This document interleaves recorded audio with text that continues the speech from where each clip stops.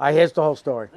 So that year, Joe's buddy and our daughters come.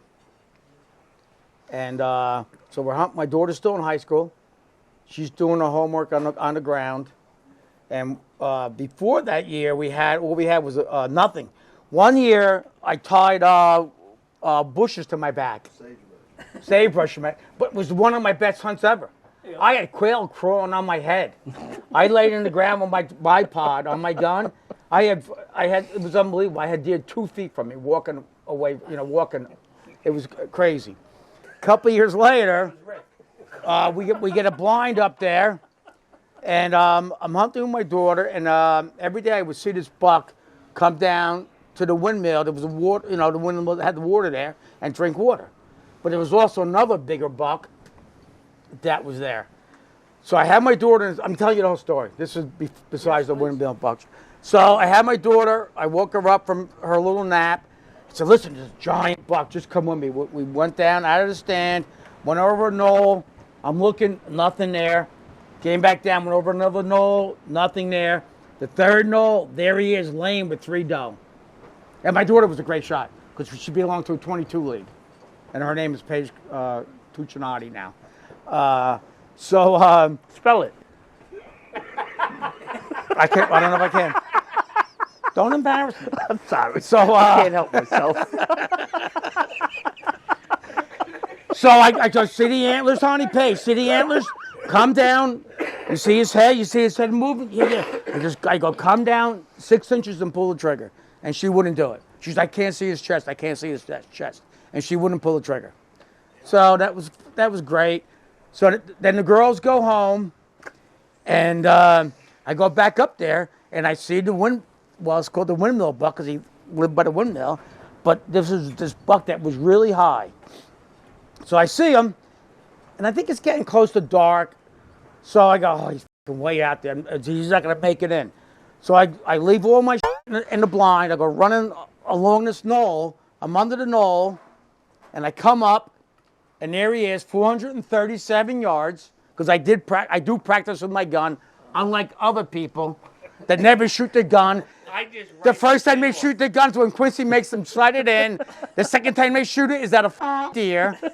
I shoot all year long to make sure I don't wound an animal. I come up, there he is. He's with another buck and 3 doe. So I know it's 38 inches. I got a whole thing up that high. You gotta take a piss. I pull the trigger, he lays down. All the rest of the deer run at me. Like, what is he doing? Is he trying to hide on me? So I see there's a gas pipe right there, gas pipe warning sign. So that's how I'm finding them in my binoculars. And at this point, this is years later, so now I have Steiners, because that's what he used, and I had a Swarovski scope, right? And I have a Remington 700. 7 mil. So Say Swarovski again. I say it again. I shoot it again. Tongue gets in the way. And he doesn't move. He's just laying there, just going like this. I shoot again. He's not doing nothing. And then I'm looking at my binoculars. I go, oh my, 40 yards over the fence. And I know you can't shoot over the fence. Like, oh my God, what am I gonna do? I go running down. I got 1 bullet left. I go running down. I didn't even shoot him at this point. I have to get him on the other side of the fence because now I know even though I'm not a scumbag, you're not supposed to shoot over the fence. But I just know that it's a giant buck in my eyes, and I can't shoot over the fence. I grab his horns, and he just starts going crazy. But I got to get him on the other side of the fence. I bring him over to the other side of the fence. I shoot him again, matter of fact, I think. Because I had 4 shells, right? So I get him on the other side of the fence, but he's still going crazy. And now he's hitting his fence against this, I think it was a metal fence post. A metal fence, like he's going to break his horns. He's going to get up and run away. I don't see listen, there's no blood coming out of him. There's no holes in him. I'm not even sure if I even hit him. I don't know what he's doing. So I know he's going to get up and run on me. I know it. So I take my sling off my gun, I wrap it around his horns, and I tie him to the fence post. but he's still going nuts.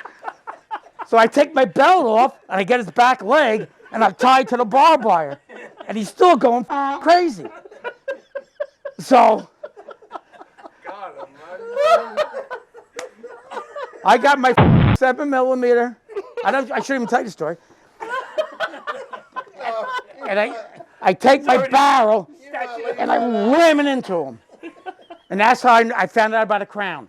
Because I run my barrel into him, and he's still going nuts, and my gun's banging against the fence. So I got to go back and get more bullets.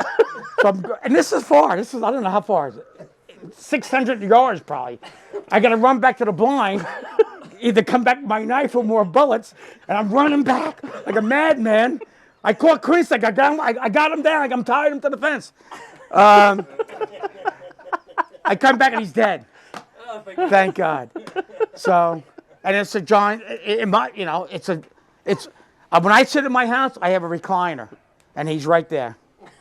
And what an experience! I thought it was my picture.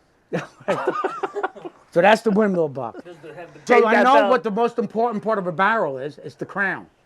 I had a gunsmith look with a magnifying glass, go down my barrel, goes, look, the crown's got a chip in it. What is that from? I don't know.